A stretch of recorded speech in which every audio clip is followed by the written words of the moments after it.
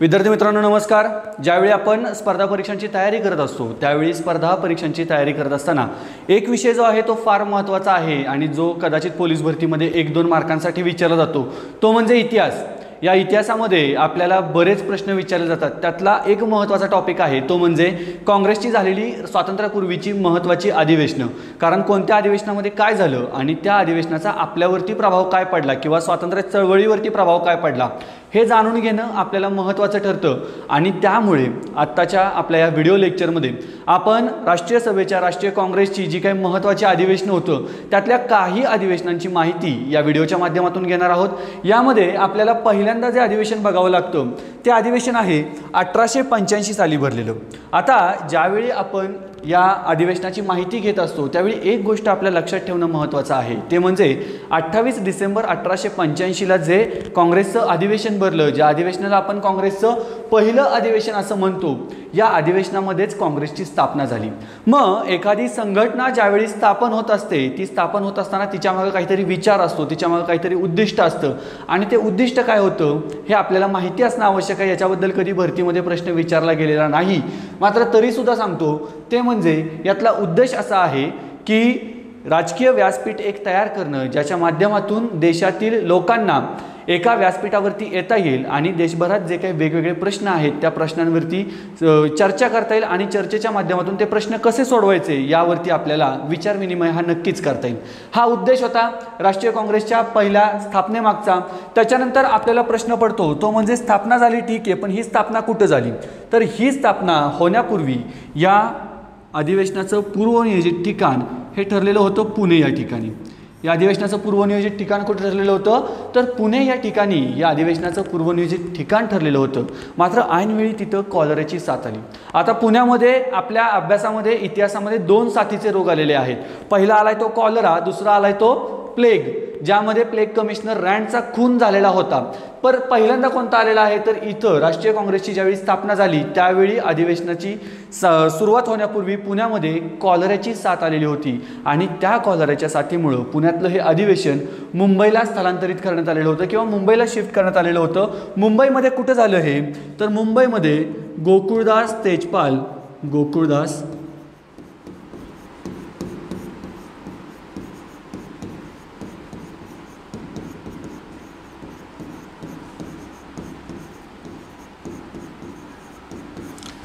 गोकुळदास तेजपाल संस्कृत पाठशाळा या ठिकाणी काँग्रेसचं हे पहिलं अधिवेशन झालेलं होतं। आणि या अधिवेशनामध्ये पुढचा प्रश्न आपल्याला बघायचा आहे तो म्हणजे अध्यक्षस्थानी कोण होतं तर कोलकात्याचे नामवंत वकील होते ज्यांचं नाव होतं व्योमेशचंद्र बॅनर्जी। त्यांचं नाव होतं व्योमेशचंद्र बॅनर्जी, ते या अधिवेशनामध्ये अध्यक्षस्थानी होते। आता व्योमेशचंद्र बॅनर्जी यांच्याबद्दल आपल्याला 2 गोष्टींची माहिती असायला हवी खरं तर। एक म्हणजे त्यांना नखशिकांत इंग्रज असं म्हटलं जायचं। का म्हटलं जायचं तर नखशिकांत इंग्रज म्हणजे व्योमेशचंद्र बॅनर्जी या वकिलांनी अगदी ख्रिश्चन धर्मसुद्धा स्वीकारलेला होता। त्याच्यानंतर आपला पुढचा प्रश्न आहे तो म्हणजे या अधिवेशनामध्ये काँग्रेसची स्थापना झाली असं आपण म्हणतो। मग ज्यावेळी एखाद्या संस्थेची स्थापना होते त्यावेळी त्या संस्थेचा संस्थापक आपल्याला माहिती असणं गरजेचं आहे आणि त्यामुळे या ठिकाणी राष्ट्रीय काँग्रेसची ज्यावेळी स्थापना झाली त्यावेळी राष्ट्रीय काँग्रेसचे संस्थापक होते ॲलन ह्यूम। ॲलन ह्यूम कोण होते तर ॲलन ह्यूम हे निवृत्त ब्रिटिश अधिकारी होते आणि त्यांनी एका विचारांनी भारतीयांना एका राजकीय व्यासपीठावरती एकत्र आणायचं ठरवलं। त्यामधून पहिल्या अधिवेशनामध्ये जवळपास 72 लोक एकत्र आलेली होती। देशाच्या वेगवेगळ्या प्रांतांमधून 72 लोक एकत्र आलेली होती। त्यांची नावं आपण बघू शकतो, ज्यामध्ये दादाभाई नौरोजी आहेत, फिरोजशाह मेहता आहेत, दिनशा वाच्चा आहेत, बद्रुद्दीन तय्यबजी आहेत, रहमतुल्ला सयानी आहेत, न्यायमूर्ती काशीनाथ त्र्यंबक तेलंगा आहेत, गोपाळ गणेश आगरकर आहेत, न्यायमूर्ती रानडे आहेत, डॉक्टर रा गो भांडारकर आहेत। अशी सगळी मंडळी रती महारथी ज्यांना आपण भारताच्या स्वातंत्र्य लढ्यात पुढे कुठेतरी भेटत राहतो ती सर्व मंडळी राष्ट्रीय सभेच्या पहिल्या अधिवेशनाला उपस्थित असलेल्या 72 लोकांमध्ये होती। मग आता पुढचा प्रश्न येतो तो म्हणजे ज्यावेळी राष्ट्रीय काँग्रेसची स्थापना झाली त्यावेळी तेव्हाचा व्हॉइसरॉय कोण होता? आणि या प्रश्नाचं उत्तर आपल्याला कधीतरी माहिती नसतं, म्हणून माहिती असणं लक्षात आहे महत्त्वाचं आहे ते म्हणजे ज्यावेळी काँग्रेसची स्थापना झाली त्यावेळी लॉर्ड डफरीन हा व्हॉइसरॉय होता आणि त्याच्या काळात काँग्रेसची स्थापना झालेली आहे। याच्या पुढचा प्रश्न आपल्याला पडतो की ज्यावेळी या अधिवेशनाचं पूर्वनियोजित ठिकाण हे पुणे होतं त्यावेळी पुन्हा सार्वजनिक सभा यांच्या माध्यमातून या अधिवेशनाची सगळी संयोजकाची भूमिका पार पाडली जाणार होती। मग ज्यावेळी मुंबईमध्ये हे अधिवेशन झालं त्या मुंबईच्या अधिवेशनामध्ये या अधिवेशनाचे संयोजक किंवा आयोजक ही भूमिका कोणी पार पाडली तर ती भूमिका पार पाडलेली होती बॉम्बे प्रेसिडेन्सी असोसिएशन या संघटनेने। कोणत्या संघटनेने पार पाडलेली होती? बॉम्बे प्रेसिडेन्सी असोसिएशन, ज्या संघटनेची स्थापना 1885 मध्येच जानेवारी महिन्यात झालेली होती, ज्याच्या स्थापनेमध्ये बद्रुद्दीन तय्यबजी, फिरोजशाह मेहता आणि केटी तेलंग या तिघांचा समावेश होता। आणि या तिघांना नाव परत एकदा सांगतोय, बद्रुद्दीन तय्यबजी होते, फिरोजशाह मेहता होते आणि केटी तेलंग होते। या तिघांनी बॉम्बे प्रेसिडेन्सी असोसिएशन या संघटनेची स्थापना केलेली होती आणि त्यांना ब्रदर्स इन लॉ असं तिघांना संबोधलं जात होतं। ही बॉम्बे प्रेसिडेन्सी असोसिएशन राष्ट्रीय काँग्रेसच्या स्थापनेच्या पहिल्या अधिवेशनामध्ये आयोजकाची भूमिका पार पाडत होती।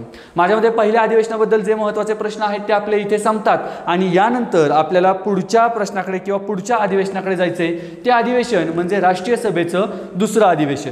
आता दुसरं अधिवेशन किंवा राष्ट्रीय सभेचं कोणतंही अधिवेशन ज्यावेळी आपण बघतो त्यावेळी आपल्याला दोन प्रश्न तर महत्त्वाचे बघायचे, ते म्हणजे ते अधिवेशन कुठं भरलेलं होतं आणि दुसरा प्रश्न आहे ते म्हणजे त्या अधिवेशनाचा अध्यक्ष कोण होता। आता हे दुसरं जे अधिवेशन आहे या अधिवेशनाचे अध्यक्ष होते, इथं आपण चेहरा पण त्यांचा दाखवलेला आहे, ते म्हणजे दादाभाई नौरोजी हे या अधिवेशनामध्ये अध्यक्षस्थानी होते, दादाभाई नौरोजी। आणि हे अधिवेशन कुठं भरलेलं होतं तर हे अधिवेशन भरलेलं होतं कोलकाता या ठिकाणी। कोलकाता या ठिकाणी काँग्रेसची खूप महत्त्वाची बरीच अधिवेशनं झाली, त्यातलं हे पहिलं अधिवेशन होतं जे एकंदरीत काँग्रेसचं दुसरं अधिवेशन म्हणून नावाजलं गेलं, ज्यामध्ये ठळक वैशिष्ट्य दोन आहेत। एक म्हणजे या अधिवेशनामध्ये जे प्रतिनिधी उपस्थित राहिलेले होते ते निवडून आलेले प्रतिनिधी होते। कसे होते? निवडून आलेले प्रतिनिधी, म्हणजे त्यांच्या प्रांतांमधून हे निवडून आलेले प्रतिनिधी होते। आणि दुसरा मुद्दा आहे तो म्हणजे या अधिवेशनामध्ये जे प्रतिनिधी उपस्थित होते त्या सर्व प्रतिनिधींना लॉर्ड डफरीनकडून गार्डन पार्टी मेजवानी दिली गेलेली होती। काय केलं गेलेलं होतं? गार्डन पार्टी म्हणजेच मेजवानी कुणी दिलेली होती तर आपण मागाशी बघितलं लॉर्ड डफरीन हा त्यावेळी व्हॉइसरॉय होता, त्या व्हॉइसरॉयनं यांना मेजवानी दिलेली होती। ही काँग्रेसच्या दुसऱ्या अधिवेशनातील महत्त्वाच्या घडामोडी म्हणून आपल्याला लक्षात ठेवणं गरजेचं आहे। याच्यानंतर आपण वळतो, आता इथे एक महत्त्वाची घटना सांगायची राहून गेली, ते म्हणजे दादाभाई नौरोजी हे काँग्रेसचं अध्यक्षस्थान भूषवलेले, काँग्रेसच्या अधिवेशनाचं अध्यक्षस्थान भूषवलेले पहिले पारसी व्यक्ती होते। कोणते व्यक्ती होते? पारसी व्यक्ती हे काँग्रेसचं अध्यक्षस्थान भूषवलेले पहिले पारसी व्यक्ती होते। याच्यानंतर आपल्याला बघायचं आहे ते म्हणजे राष्ट्रीय काँग्रेसचं तिसरं अधिवेशन, ज्या अधिवेशनामध्ये काँग्रेसचे अध्यक्ष म्हणून बद्रुद्दीन तय्यबजी यांनी कामकाज पाहिलं। कुणी कामकाज पाहिलं? बद्रुद्दीन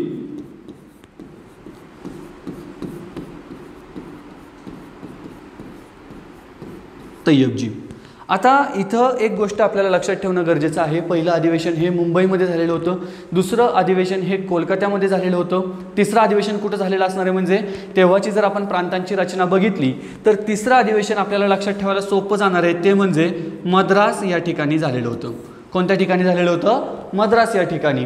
आणि यामध्ये मगाशी आपण बघितलं की दादाभाई नौरोजी हे राष्ट्रीय काँग्रेसचे अध्यक्षस्थान भूषवलेले पहिले पारशी होते, तर बद्रुद्दीन तय्यबजी हे काँग्रेसचं अध्यक्षस्थान भूषवलेले पहिले मुस्लिम व्यक्ती होते, म्हणून इतिहासाला त्यांची नोंद घेणं इथं एक क्रमप्राप्त ठरलेलं आहे।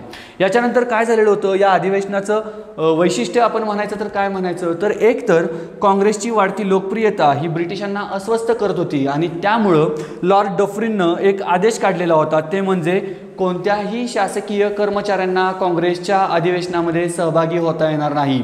काय आदेश काढलेला होता तर कोणत्याही शासकीय कर्मचाऱ्यांना काँग्रेसच्या अधिवेशनामध्ये सहभागी होता येणार नाही। आणि तिसरी महत्त्वाची घटना ते म्हणजे न्यायमूर्ती रानडे यांनी याच ठिकाणी ज्या ठिकाणी अधिवेशन संपन्न झालं त्याच ठिकाणी अधिवेशन संपन्न झाल्यानंतर लगेच राष्ट्रीय सामाजिक परिषद भरवलेली होती। त्यामुळं हे अधिवेशन आपल्याला दोन कारणांसाठी लक्षात ठेवावं लागतं। एक म्हणजे पहिले मुस्लिम अध्यक्ष आणि त्यानंतर रानडेंनी राष्ट्रीय सामाजिक परिषद ही सुद्धा अधिवेशन झाल्यानंतर मद्रासमध्ये अधिवेशनाच्याच ठिकाणी भरवलेली होती। माझ्या मते 3 अधिवेशनांबद्दल ज्या काही गोष्टी आहेत त्या तुमच्या पूर्णपणे लक्षात आलेल्या असतील। काय अडचणी असतील तर कमेंट करायला विसरू नका। तुमच्या अडचणींचं लगेच तात्काळ आम्ही सोल्युशन द्यायचा प्रयत्न हा नक्कीच आमच्या माध्यमातून करू। यानंतर पुढचा आपला महत्त्वाचा अधिवेशन आहे ते म्हणजे राष्ट्रीय काँग्रेसचं 4थं अधिवेशन। ज्या अधिवेशनाला हे पण अधिवेशन आपल्याला लक्षात ठेवावं लागतं, कारण या अधिवेशनामध्ये ही जी व्यक्ती आहे या व्यक्तीचं नाव आहे जॉर्ज यूल। काय नाव आहे? George Yule. आता का लक्षात ठेवायचं तर पहिलं अधिवेशन आपण लक्षात ठेवलं व्योमेशचंद्र बॅनर्जी पहिले अध्यक्ष, दुसरं अधिवेशन आपण लक्षात ठेवलं दादाभाई नौरोजी पहिले पारसी अध्यक्ष, तिसरं अधिवेशन आपण लक्षात ठेवलं बद्रुद्दीन तय्यबजी पहिले मुस्लिम अध्यक्ष। याच्यानंतर 4थं अधिवेशन आहे 1888चं, ज्या अध्यक्षस्थानी होते जॉर्ज यूल। आता जॉर्ज यूलला का लक्षात ठेवायचं तर नाव बघितल्या आपल्या एक गोष्ट लक्षात येईल ते म्हणजे पहिले इंग्रज अध्यक्ष किंवा इंग्रजी अध्यक्ष म्हणून इतिहासाला यांची नोंद घ्यावी लागलेली आहे जॉर्ज यूल। आता जॉर्ज यूल असलेलं अध्यक्ष असलेलं हे अधिवेशन कुठं भरलेलं होतं तर हे अधिवेशन भरलेलं होतं अलाहाबाद या ठिकाणी। कुठं भरलेलं होतं? अलाहाबाद। अलाहाबाद या ठिकाणाची सुद्धा इतिहासाला बऱ्याच वेळा नोंद घ्यावी लागलेली आहे, मात्र तुर्तास आपण तिकडे जायला नको। अलाहाबाद या ठिकाणी जॉर्ज यूलच्या अध्यक्षतेखाली राष्ट्रीय काँग्रेसचं 4थं अधिवेशन भरलेलं होतं आणि यातली महत्त्वाची किंवा ठळक वैशिष्ट्य म्हणता येईल अशी एकच गोष्ट आहे ती म्हणजे हे अधिवेशन होऊ नये म्हणून ब्रिटिशांनी बरेच प्रयत्न केलेले होते। पुन्हा एकदा सांगतोय, हे अधिवेशन होऊ नये म्हणून ब्रिटिशांनी बरेच प्रयत्न केलेले होते। अक्षरशः या अधिवेशनासाठी जागा सुद्धा मिळत नव्हती। मग शेवटी दरभंगाच्या महाराजानं काय केलं तर त्या महाराजांनी अलाहाबादमध्ये गव्हर्नरचा जो बंगला होता त्या गव्हर्नरच्या बंगल्याच्या शेजारी बरोबर जी प्रशस्त मोकळी जागा होती ती जागा विकत घेतली आणि त्या जागेवरती काँग्रेसचं 4थं अधिवेशन भरलेलं होतं, ज्याचा अध्यक्ष होता कोण तर जॉर्ज यूल। माझ्या मते आत्तापर्यंत विद्यार्थी मित्रांना पहिल्या 4ही अधिवेशनांबद्दल व्यवस्थित माहिती मिळालेली असेल अशी अपेक्षा आहे। आणि यानंतर आपण बघूयात काँग्रेसचं 5वं अधिवेशन, ज्या अधिवेशनामध्ये सर विल्यम वेडरबर्न यांचा अध्यक्षस्थानी समावेश होता। विल्यम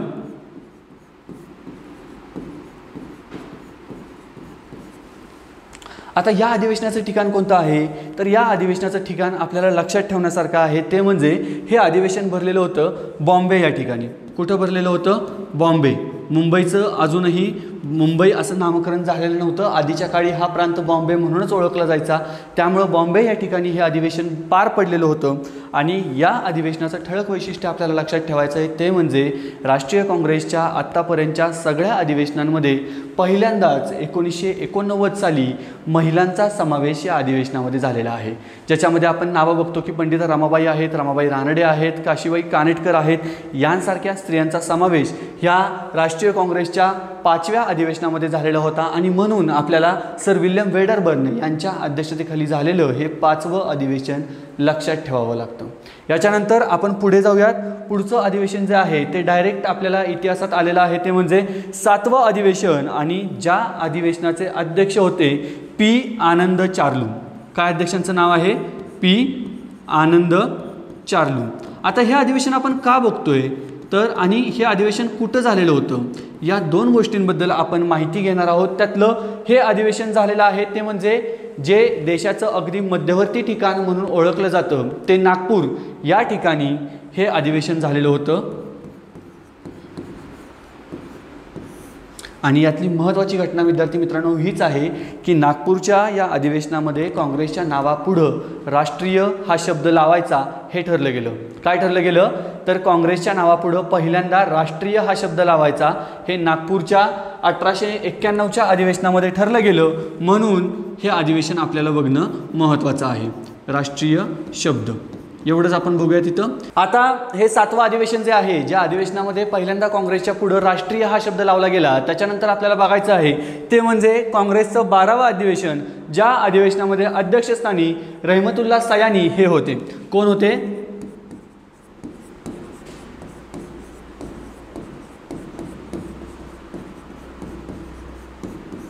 रहमतुल्ला सयानी। तर या अधिवेशनामध्ये कोलकातामध्ये झालेलं हे अधिवेशन होतं आणि या अधिवेशनामध्ये सगळ्यात पहिल्यांदा वंदे मातरम हे गीत गायलं गेलं। काय गायलं गेलं? वंदे मातरम। म्हणजे आपण म्हणतो की बंकिमचंद्र चॅटर्जी यांनी वंदे मातरम हे गीत लिहिलेलं आहे, ते काँग्रेसच्या अधिवेशनामध्ये पहिल्यांदा कुठं गायलं गेलं तर 1896च्या कोलकाता अधिवेशनामध्ये पहिल्यांदा गायलं गेलं ते गीत आहे वंदे मातरम, ज्यावेळी अध्यक्षस्थानी रहमतुल्ला सयानी हे होते। त्यामुळं या 12व्या अधिवेशनाची नोंद आपल्याला घेणं गरजेचं पडतं।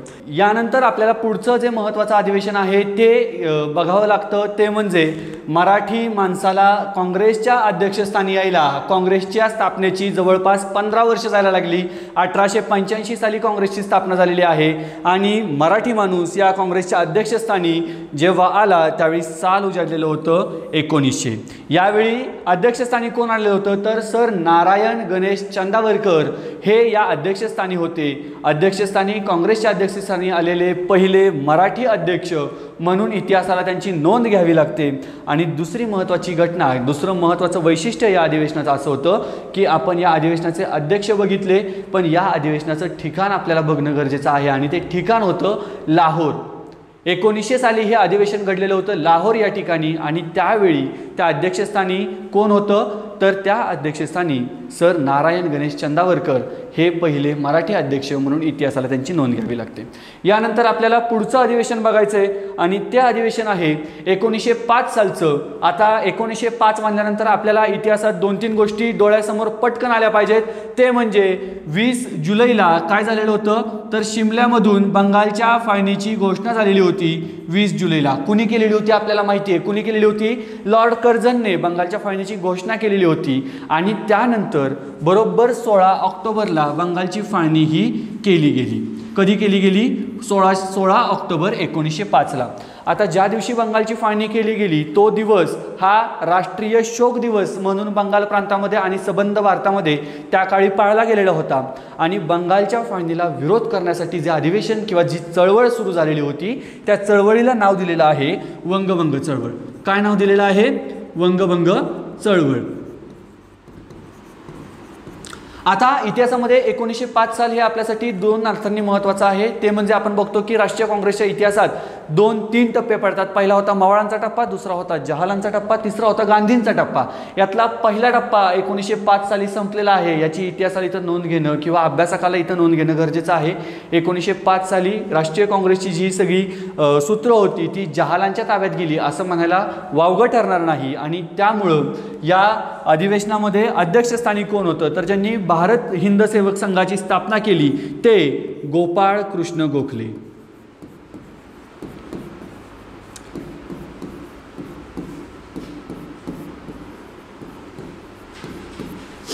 गोपाळकृष्ण गोखले हे 1905 सालच्या अधिवेशनामध्ये अध्यक्षस्थानी होते।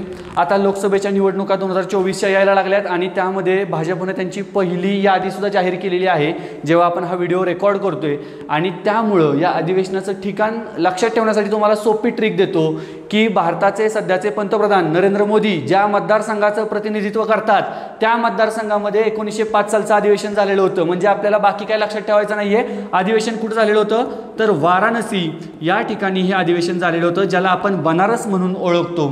आणि त्या अधिवेशनामध्ये काय झालेलं होतं तर बंगाल प्रांतामध्ये वंगभंग चळवळ सुरू झालेली होती। दुसरी गोष्ट अशी झाली की या अधिवेशनामध्ये राष्ट्रीय सभेच्या लक्षात आलं की व्यापक दृष्टिकोन आपण घेतला पाहिजे, आपण फक्त राजकीय दृष्टिकोन घेऊन उपयोगाचं नाही, तर आपण जर वंगभंग चळवळीला पाठिंबा दिला तर आपल्याला बंगाल प्रांतामध्ये जास्तीत जास्त प्रमाणात पोहोचण्यामध्ये यश मिळेल। आणि त्यामुळं गोपाळकृष्ण गोखले यांच्या अध्यक्षतेखाली जे वाराणसीमध्ये अधिवेशन भरलेलं होतं या अधिवेशनामध्ये या काँग्रेसने वंगभंग चळवळीला पाठिंबा द्यायचा ठरवलं आणि त्यामुळं 1905 सालच्या अधिवेशनाची नोंद आपल्याला घेणं क्रमप्राप्त आहे। माझ्यामध्ये आत्तापर्यंत 1905 सालपर्यंत आपल्याला सगळं समजलेलं आहे, त्यामुळं आपण 1906 सालच्या अधिवेशनाकडे वळूयात आणि 1906 सालच्या अधिवेशनाच्या अध्यक्षस्थानी परत एकदा सगळ्यांना आदरणीय असणारे कोण आलेले आहेत तर दादाभाई नौरोजी। कोण आलेले आहेत अध्यक्षस्थानी? दादाभाई नौरोजी हे अध्यक्षस्थानी आलेले आहेत।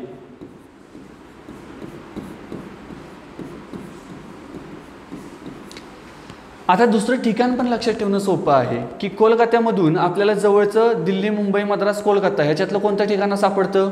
एवढा सोपाच क्लू लावायचा, लय काही क्लू लावायचा नाही. कोणतं ठिकाण वाराणसीपासून जवळ आहे, तर आपण समजूया कोलकाता जवळ आहे. आणि त्यामुळं 1906चं जे अधिवेशन आहे ते कुठं भरलेलं होतं, कोलकातामध्ये भरलेलं होतं.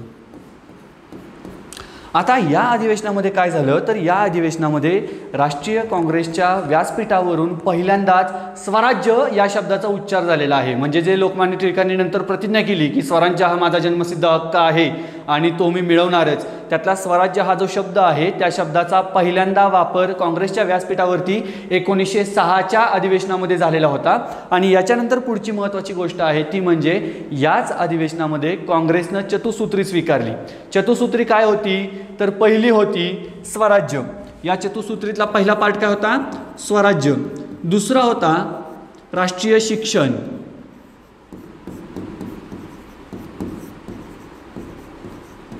तिसरा मुद्दा होता स्वदेशी आणि चौथा मुद्दा होता बहिष्कार. ही अशी चतुसूत्री 1906 सालच्या अधिवेशनामध्ये काँग्रेसच्या लोकांनी स्वीकारलेली होती. आणि त्यामुळं हा जो स्वराज्य शब्द आहे हा पहिल्यांदा उच्चारला गेलेला होता. त्यामुळे आपल्याला हे अधिवेशन लक्षात ठेवणं गरजेचं आहे. 1906 सालचं अधिवेशन, ज्या अधिवेशनाचं ठिकाण होतं कोलकाता, ज्या अधिवेशनामध्ये अध्यक्षस्थानी कोण होते, तर दादाभाई नौरोजी. यानंतर इतिहासामध्ये काँग्रेसचं सगळ्यात जास्त गाजलं गेलेलं पहिलं अधिवेशन म्हणून ज्या अधिवेशनाचा उल्लेख होतो ते अधिवेशन कोणतं आहे, तर 1907चं अधिवेशन. आता या अधिवेशनामध्ये आपल्याला माहिती आहे की या अधिवेशनाच्या अध्यक्षस्थानी कोण होते, तर रास बिहारी घोष होते. कोण होते, रास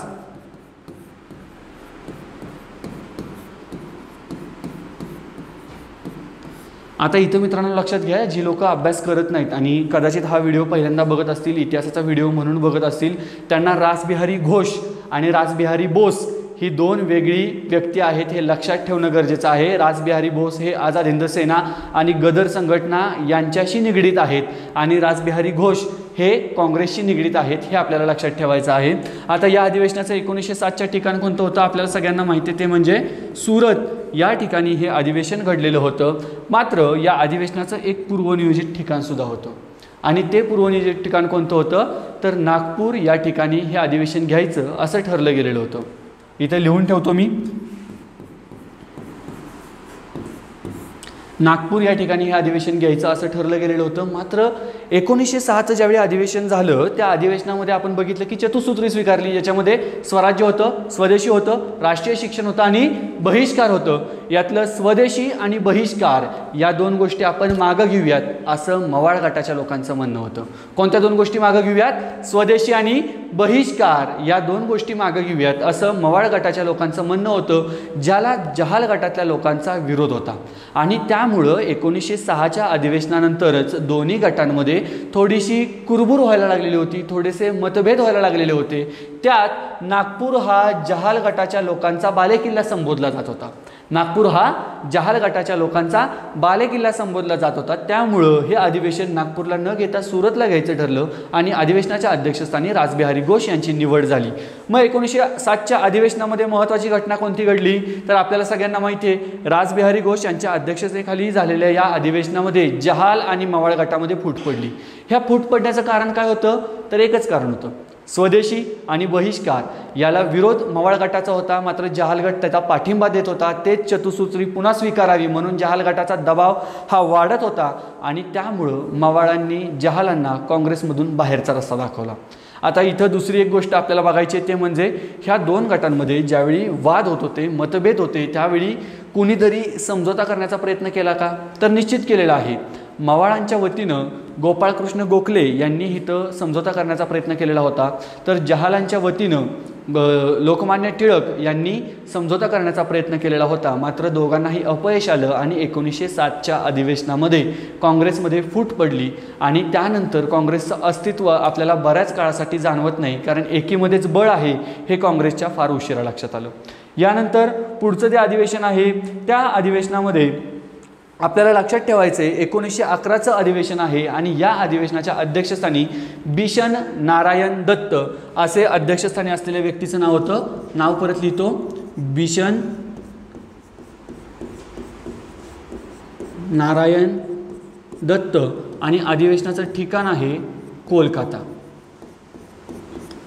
आता 1911चं अधिवेशन का लक्षात ठेवायचं? आपल्याला सगळ्यांना माहिती आहे की गेटवे ऑफ इंडिया मुंबईमध्ये 1911 साली उभारले गेलं. त्याचवेळी पंचम जॉर्ज भारतामध्ये आलेला होता. त्याचवेळी बंगालची फाळणी रद्द केली गेली. मात्र या कोणत्याही कारणासाठी 1911चं अधिवेशन आपल्याला लक्षात ठेवायचं नाहीये. 1911चं अधिवेशन का लक्षात ठेवायचंय? तर जसं वंदे मातरम पहिल्यांदा गायलं गेलं तसं 1911च्या अधिवेशनामध्ये जनगण मन हे पहिल्यांदा गायलं गेलं. ज्या गीताची रचना कुणी केलेली होती? रवींद्रनाथ टागोर यांनी केलेली होती. ते गीत 1911च्या अधिवेशनामध्ये बिशन नारायण दत्त यांच्या अध्यक्षतेखाली जे झालेलं होतं त्या अधिवेशनामध्ये गायलं गेलं आणि त्यामुळे 1911चं अधिवेशन आपल्याला लक्षात ठेवायचं आहे.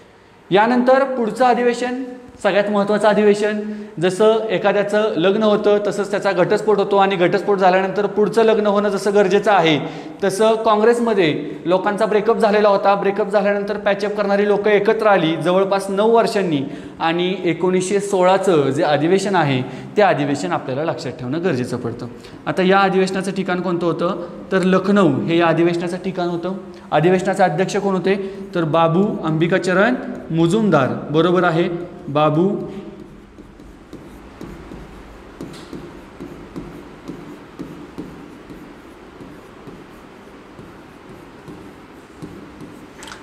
अंबिकाचरण मुजुमदार हे या अधिवेशनाच्या अध्यक्षस्थानी होते. आणि या अधिवेशनामध्ये 2च महत्त्वाच्या गोष्टी घडल्या ज्याच्याबद्दल आपल्याला माहिती घेणं गरजेचं आहे. त्यातलं पहिलं आहे ते म्हणजे लखनौ ऐक्य. कोणती घटना आहे पहिली? लखनौ ऐक्य. ऐक्य म्हणजे काय? आपल्या आजच्या बोली भाषेमध्ये आपल्याला लक्षात ठेवायचं आहे पॅचअप. ऐक्य म्हणजे काय? तर पॅचअप. जहाल आणि मवाळ गटाचा जो ब्रेकअप झालेला होता तो ब्रेकअपचा इथं पॅचअप झालेला आहे, त्यामुळे त्याला लखनौ ऐक्य असं नाव मिळालेलं आहे. 1916च्या अधिवेशनामध्ये ही घटना घडलेली होती. आणि दुसरी महत्त्वाची घटना होती या अधिवेशनामध्ये घडलेली ती म्हणजे लखनौ करार, जो राष्ट्रीय सभा आणि मुस्लिम लीग यांच्यामध्ये 1916ला झाला, तो झाला लखनौ करार. आता लखनौ करार का झाला, कशाबद्दल झाला? तर याच्याबद्दल एक थोडक्यात गोष्ट सांगतो. मुस्लिम लीगची स्थापना झाली 1906ला. 1906ला ज्यावेळी लीगची स्थापना झाली त्यावेळी मुस्लिमांसाठी विभक्त मतदारसंघाची तरतूद करण्यात येईल असं आश्वासन लीगला कोणी दिलेलं होतं? तर तेव्हाचा व्हायसरॉय मिंटोनं. आणि त्यामुळं लॉर्ड मिंटोला विभक्त मतदारसंघाचा जनक म्हटलं गेलं, कारण 1909च्या कायद्याने त्यानं मुस्लिमांसाठी वेगळ्या मतदारसंघाची तरतूद केली. मात्र काँग्रेसला मुस्लिमांसाठी किंवा एका संप्रदायासाठी असलेले वेगळे मतदारसंघ मान्य नव्हते, त्यामुळे त्यांनी लीगच्या स्थापनेला आणि मुस्लिमांसाठी असलेल्या वेगळ्या मतदारसंघांना विरोध केला. ही झाली पहिली गोष्ट. ज्यावेळी काँग्रेसनं लीगला विरोध केला त्यावेळी लीगनं सुद्धा काय केलं तर काँग्रेसची जी स्वातंत्र्याच्या चळवळीसाठी असलेली कार्यकाळ होता किंवा स्वातंत्र्याची चळवळ होती त्या चळवळीला विरोध करण्याचं ठरलेलं होतं. मात्र 1916च्या करारानं लीगच्या विभक्त मतदारसंघाला राष्ट्रीय काँग्रेसनं मान्यता दिली आणि काँग्रेसच्या भारताच्या स्वातंत्र्यासाठीच्या चळवळीला लीगनं मान्यता दिली. या दोन्ही घटनांना ओळखलं जातं लखनौ करार या नावानं, जे अधिवेशन घडलेलं होतं 1916मध्ये. याच्यानंतर पुढचं महत्त्वाचं अधिवेशन आहे ते म्हणजे 1917चं अधिवेशन. आपल्याला हे सगळ्यांना अधिवेशन माहिती असणं गरजेचं आहे, कारण लखनौ नंतर जे अधिवेशन झालेलं होतं 1917चं, या अधिवेशनाचं ठिकाण होतं कोलकाता. कोणत्या ठिकाणी अधिवेशन झालेलं होतं तर कोलकाता या ठिकाणी हे अधिवेशन झालेलं होतं. आणि या अधिवेशनाच्या अध्यक्षस्थानी आयरिश विदुषी म्हणून ज्यांचा गौरव केला जातो, ज्यांनी भारतामध्ये होम रूल ही संकल्पना आणली असं म्हटलं जातं, त्या डॉक्टर ॲनी बेझंट या अधिवेशनाच्या अध्यक्षस्थानी होता. अधिवेशनाचं ठिकाण होतं कोलकाता. आणि महत्त्वाची घटना किंवा 1917चं अधिवेशन आपण लक्षात का ठेवायचं तर पहिल्यांदाच काँग्रेसच्या इतिहासामध्ये पहिल्यांदाच या अधिवेशनाचं अध्यक्षपद हे एका महिलेच्या गळ्यात पडलेलं होतं. आणि त्यामुळं काँग्रेसचं अध्यक्षस्थान भूषवलेली पहिली महिला म्हणून ॲनी बेझंट यांचा उल्लेख करणं क्रमप्राप्त ठरतं. आणि त्यामुळे 1917चं जे हे अधिवेशन आहे ते आपल्याला लक्षात ठेवणं गरजेचं आहे. आता विद्यार्थी मित्रांनो, 1919चं महत्त्वाचं अधिवेशन आहे, ते अधिवेशन आपल्याला लक्षात घ्यायचं आहे. का अधिवेशन लक्षात घ्यायचं आहे तर 1919ला या राष्ट्रीय काँग्रेसच्या अध्यक्षस्थानी कोण होतं तर पंडित मोतीलाल नेहरू. हो बरोबर आहे, हे पंडित मोतीलाल नेहरू म्हणजे पंडित जवाहरलाल नेहरू यांचे वडील होते. हे अध्यक्षस्थानी होते. या अधिवेशनाचे ठिकाण आहे अमृतसर. आता हे अधिवेशन आपण का लक्षात ठेवायचं त्याच्यासाठी आपल्याला कोणती महत्त्वाची गोष्ट आहे तर पहिली गोष्ट लक्षात घ्या, 1914 ते 1918 या काळामध्ये काय झालेलं होतं तर पहिलं जागतिक महायुद्ध हे पार पडलेलं होतं. आणि त्या महायुद्धामध्ये इंग्रजांना भारतीय मुस्लिमांचा पाठिंबा आवश्यक होता. कधीतरी आपल्याला आंतरराष्ट्रीय संबंध लक्षात ठेवणं गरजेचं पडतं ते एवढ्यासाठी 1918 साली संपलेल्या पहिल्या महायुद्धामध्ये इंग्रजांना भारतीय मुस्लिमांचा पाठिंबा हवा होता. का हवा होता हा प्रश्न महत्त्वाचा आहे. कारण जगभरातले मुस्लिम तुर्कस्तानचा जो प्रमुख होता त्याला खलिफा म्हणायचे, म्हणजे मुस्लिमांचा धर्मप्रमुख म्हणायचे. आणि तुर्कस्तान हे जे राष्ट्र होतं ते पहिल्या महायुद्धामध्ये इंग्रज आणि फ्रेंचांच्या विरोधात होतं. त्यामुळं आपल्या खलिफाच्या, आपल्या धर्मगुरूच्या, धर्मप्रमुखाच्या विरोधात जायला भारतीय मुस्लिम तयार नव्हते. मात्र इंग्रजांनी भारतीय मुस्लिमांना आश्वासन दिलं की युद्ध समाप्तीनंतर तुर्कस्तानच्या खलिफाच्या पदाला कोणताही धक्का लावला जाणार नाही. त्यामुळं भारतीय मुस्लिमांनी पहिल्या महायुद्धामध्ये इंग्रजांना साथ दिली. पहिलं महायुद्ध संपलं आणि पहिलं महायुद्ध संपल्यानंतर इंग्रजांनी पहिली गोष्ट काय केली तर तुर्कस्तानचे 2 तुकडे केले, ज्यातला एक तुकडा फ्रेंचांनी आपल्या ताब्यात घेतला आणि दुसरा तुकडा हा इंग्रजांनी आपल्या ताब्यात घेतला. पर्यायानं काय झालं तर खलिफाला त्यांनी पदावरून काढून टाकलं आणि त्यामुळं भारतीय मुस्लिमांच्या मनामध्ये इंग्रजांच्या विरोधात असंतोष होता. हा असंतोष होता आणि त्यामुळे भारतीय मुस्लिमांनी खिलाफत चळवळीची स्थापना केलेली होती. ज्या खिलाफत चळवळीच्या पहिल्या अधिवेशनाला अध्यक्षस्थानी महात्मा गांधी होते. आणि त्यानंतर महात्मा गांधींच्या लक्षात आलं की आपण जर मुस्लिमांसाठी या खिलाफत चळवळीला पाठिंबा दिला तर खिलाफत चळवळ भारताच्या स्वातंत्र्यासाठी काँग्रेसला पाठिंबा देईल आणि त्यांनी एकमेकांशी असं बेरजेचं राजकारण केलं. त्यामुळं या अधिवेशनामध्ये महत्त्वाची घटना कोणती झाली तर 1919च्या अधिवेशनामध्ये काँग्रेसने अमृतसरमधून खिलाफत चळवळीला पाठिंबा दिला. ही महत्त्वाची घटना आहे. 1920चं जहाल युगातलं जे शेवटचं अधिवेशन होतं त्या अधिवेशनाच्या अध्यक्षस्थानी होते चक्रवर्ती विजय राघवाचार्य. कोण होते? चक्रवर्ती विजय राघवाचार्य.